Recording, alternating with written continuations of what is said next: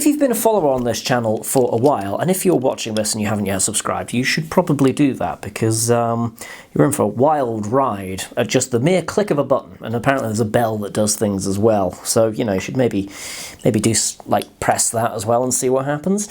But if you have been following along for a while, you'll know that I'm a fan of a few things.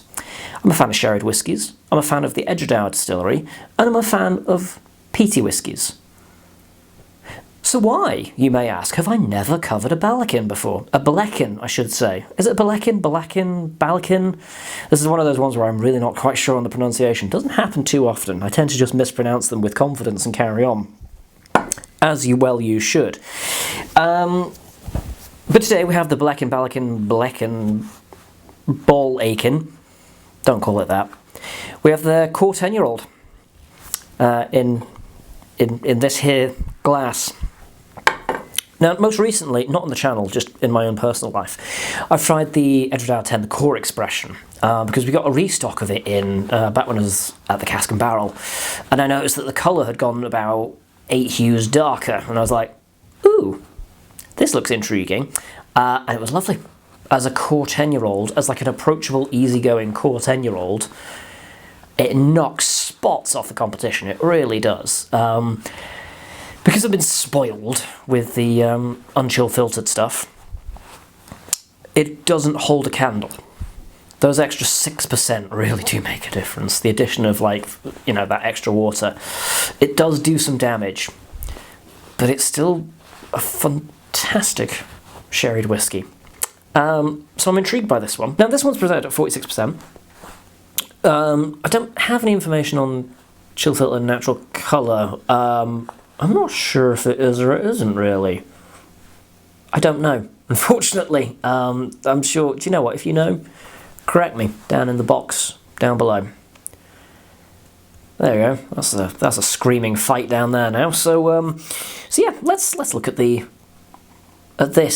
the big B, because I'm terrified of saying it again, to be honest. I should really enjoy this, shouldn't I? There's no reason why I shouldn't be digging this. So, on the nose,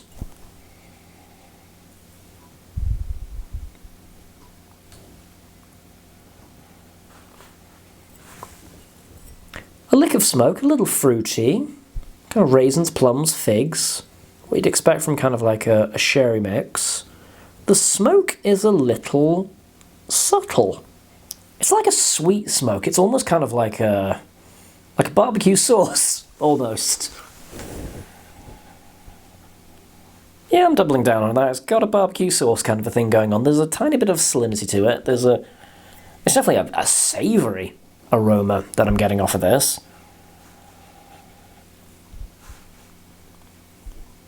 But initial impressions don't necessarily indicate it's particularly smoky. So let's see if that changes when I stick it in my gob.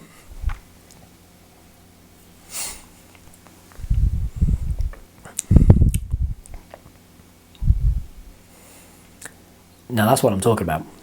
It's a subtle smoke. It's, well, that having been said, the aftertaste, it kind of builds, actually. It's deceptive. The initial taste is quite sweet, a little smoky, like you've done like a smoked sea salt. We've covered that kind of a thing before. Sherry influence comes through. It's an Oloroso.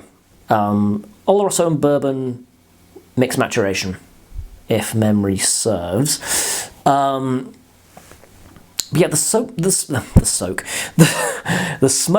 is subtle at first, but it builds once you've swallowed it, and it lingers. Similar sound to Edgedour 10, the most recent one I did, like the sherried hit on that. The initial flavour, I was like, okay, it's alright, but then it just stuck around. It wouldn't leave me alone after that.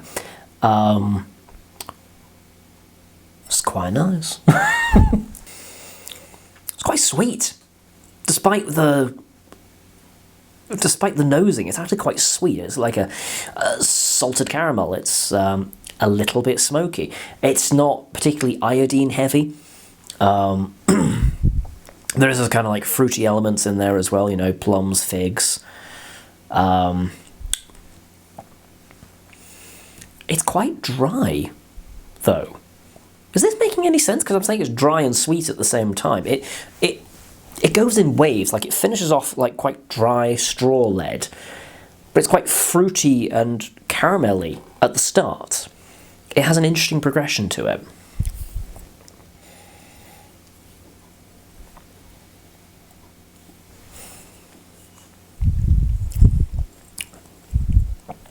The more I'm getting into it as well, there's an herbal aspect to it. A little bit eucalyptusy. There's a fair amount going on. It's quite a developed whiskey. It's not just a gimmicky kind of it's smoky Edgedown, call it a day. There's a lot more happening to this. The smoke is more of a complementary aspect to the overall malt experience, rather than it just being, it's just a smoke overcoat and call it a day. Which, I mean, I would probably be quite okay with, but it's the fact that it's more than that I can't help but appreciate. I'm not going to put any water to this because I don't think it needs it. It's got a subtlety and a nuance to it that I'm quite enjoying, and I don't want to risk it. Am I wrong to do that? It's my whiskey, my decision, so there we go.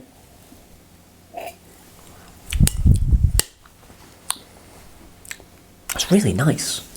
Is that helpful? That's really good. It's one of those ones where kind of like they're not pushing it anywhere near as much. I mean, Edgedown itself doesn't get pushed particularly hard because it's a small output, it's a small distillery. Oh, look who's come to visit. Hello? Yes. It's not feeding time, Mo. You ate an hour ago, you fat bastard. Yes. Come here. Hey. Mo, I need to pad the content out. Come here. He's rubbing his face against a box. He wants me to know that he owns it now. Yes, that's your box. What's in that box? Nothing expensive, I hope. And flump, down he goes. He's such a good boy. And big yawn. I'm going to wrap this up. I've clearly got nothing more to say about the Ballechin, don't call it that. Have you tried this whiskey before? Let me know down below. Any other peated expressions that I should be on the lookout for from distilleries in general? Let me know. I like a smoky boy. Do thumb the video if you enjoyed it. Leave me comments about how your day is. Would you like to see a day in the life of Mo? Might have to censor out the bit where he kills small rodents. That could be upsetting for just anyone in general, really. He did that the other day. He didn't leave it on my doorstep. He left it on the neighbour's doorstep across the road. Luckily, I noticed it. Because otherwise, they would have woken up, gotten, like, up and ready, and stepped on a dead mouse. So that would have been...